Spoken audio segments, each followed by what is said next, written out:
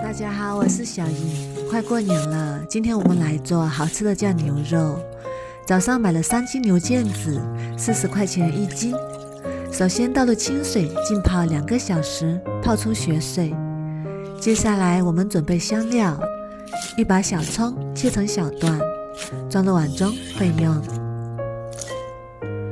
半个洋葱，切成洋葱丝。切好之后装入碗中备用。再准备1块生姜，切成姜片备用。再准备1个草果，用刀拍碎。再把里面的籽去掉，我们只需要皮。再加入桂皮、2个八角、香叶、白芷、1把小茴香、1把花椒。先放一旁备用。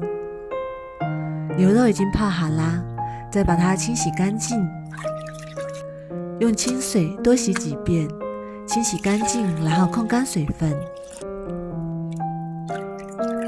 然后再从中间切开，切成小块，这样更加容易入味。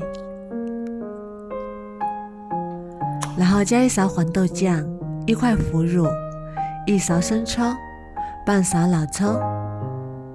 然后用手充分抓拌均匀，抓均匀之后，再把准备好的香料全部倒进来，然后继续抓拌均匀，腌制5个小时以上。也可以放冰箱里隔夜腌制，更加容易入味。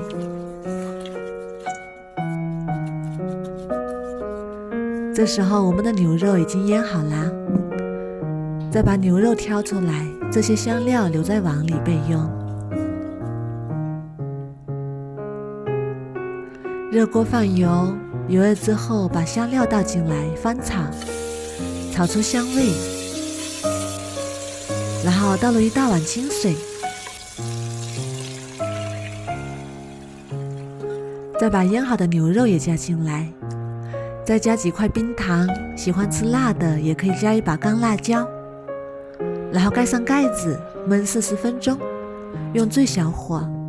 时间到之后打开盖子，加2勺食盐，然后盖上盖子继续小火煮40分钟。用筷子能轻松穿透就已经熟啦。